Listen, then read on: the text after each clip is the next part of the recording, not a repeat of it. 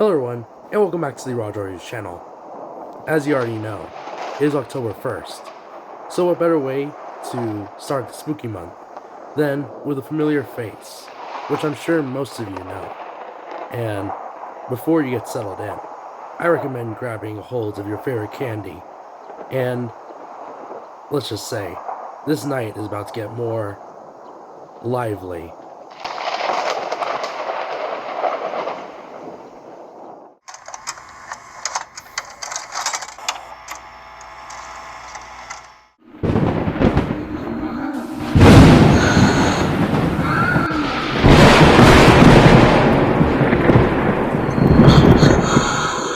Hello everyone, and welcome back to the Rogers channel.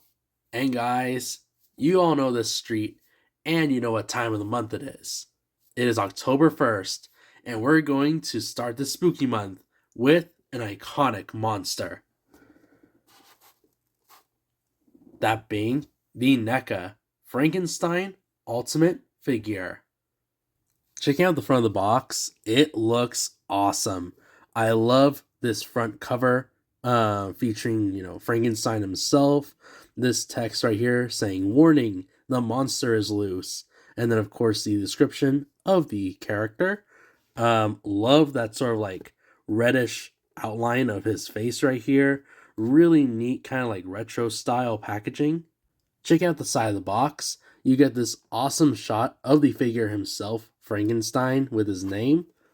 And then right here on the bottom, you do get a few logos.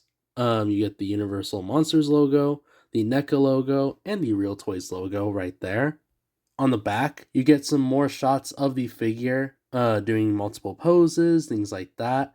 And yeah, I'm telling you guys right now, this isn't, shots from the film. These are legit shots of the actual action figure. So really cool. I can't wait to see him in hand.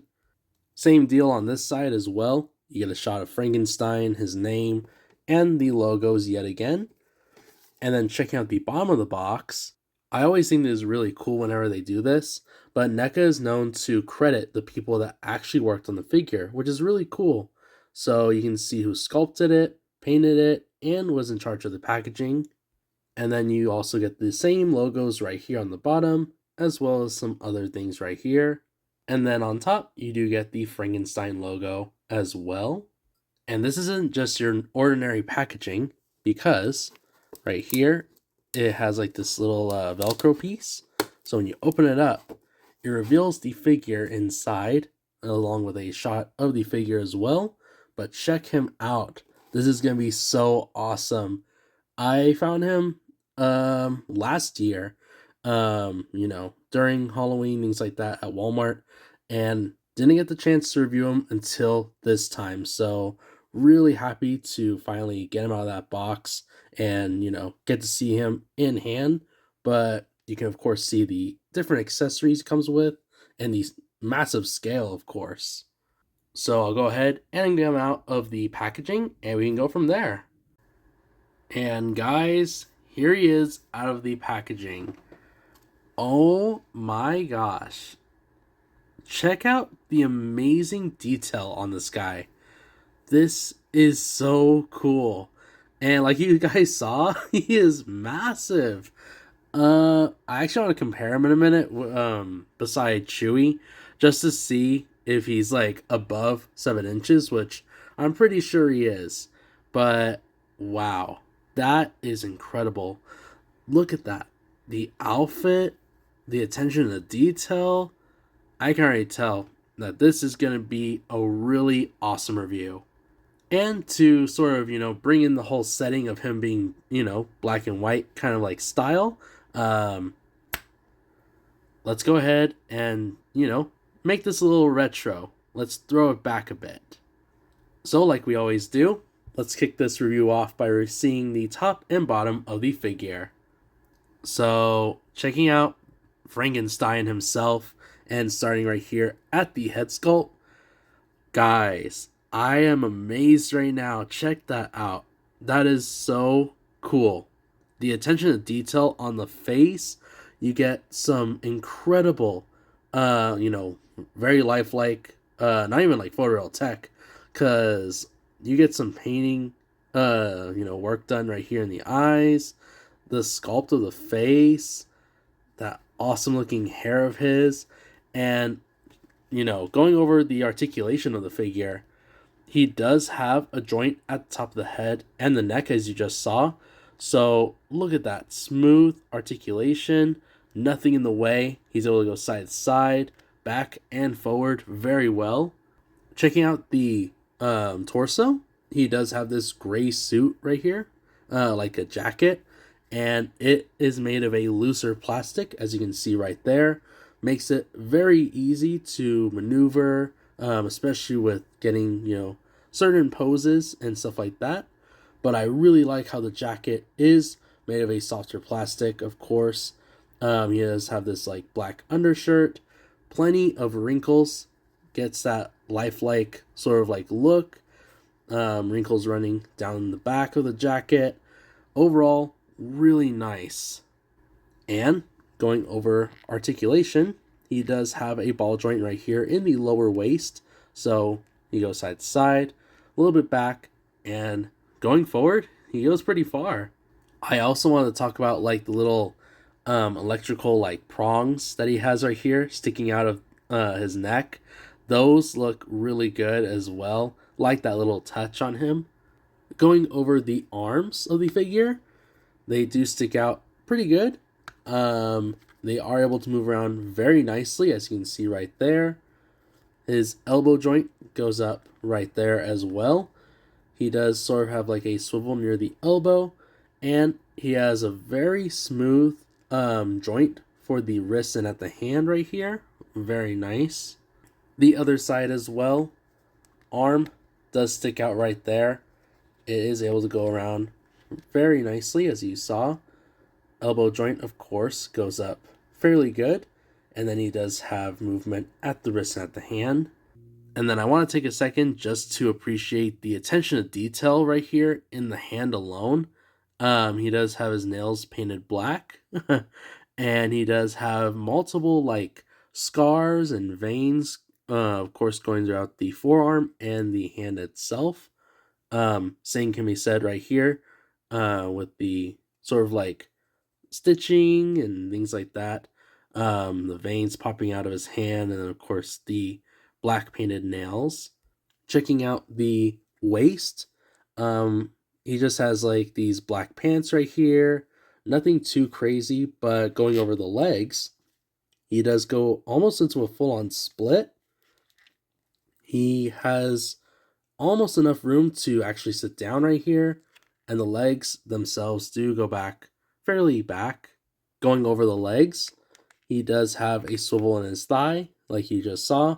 And I will note, I do like how this figure has pinless joints, making it a lot more realistic and, kind of hiding away from like the actual parts of the figurine. The knee joints go into a kneeling position. And then I like right here how the pant leg sort of like hides the joint of the knee. So that's really nice. And checking out his massive shoes right here. He does have these humongous shoes. They do have some really nice, like, not wear and tear, but you can tell they're worn. The feet themselves do point down. They do point up. And he does have a rocker ankle to get some good action poses. And now checking out the accessories of the figure. He does come with 2 multiple heads. Checking out the heads, again, they did some amazing work with the expressions and just the overall detail going throughout them. This is the first one, so this has a much bigger smile. And then there's this one as well, with like a side grin. To take off the head, you just shimmy off the joint right here. And with that, you can then place on the head of your choosing. Goes in to the peg very nicely. And there you go. Up next, he goes with two pairs of hands. He has a wider pair right here. And another pair is to hold the daisy accessory, which we'll be getting to in a minute. To swap out a pair of hands, again, just like with the head, you want to shimmy off the joint right here of the hand. And then from there, you can then place on the other one, if I can find it. It's right here. You just place it back into the peg like so. And there you go. And before we get on to the last but not least accessory, he does come with these cuffs. Check out the handcuffs. They are another amazing accessory right here. I'm going to keep it quiet so you guys can hear, but check out the chains.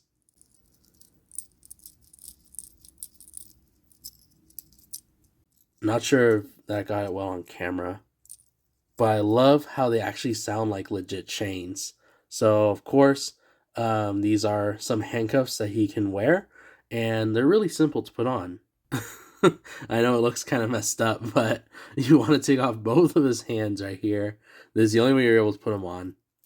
You place the handcuffs right here around his wrists, and then you just place back in the hands right here onto the joints, like so. And there you go. And they look incredible. They fit, like a glove, or in this case, handcuffs. But yeah, they're not loose, as far as like the accessory actually coming off. They are very firm, so it actually gives that really realistic look that he is, handcuffed. And last but not least, he comes with some daisies. He has a single daisy and another set of daisies that are stuck together, which are like this. And of course, in order for this accessory to work, you are going to need the hands that allow him to hold the daisies.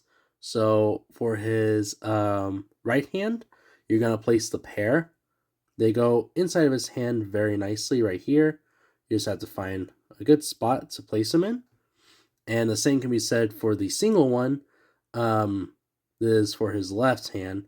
And you just pinch it right there within his grasp. And there you go. So the accessory works out very nicely. But again, just make sure that you are able to, secure it. Otherwise, it is a very flimsy accessory, and you don't want to lose it very easily. So as a review of the figure, he's got to be a 10 out of 10.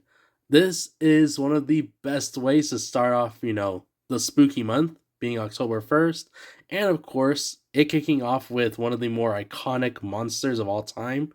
Definitely worthwhile in my opinion. Love the figurine. The articulation works out just as you would imagine.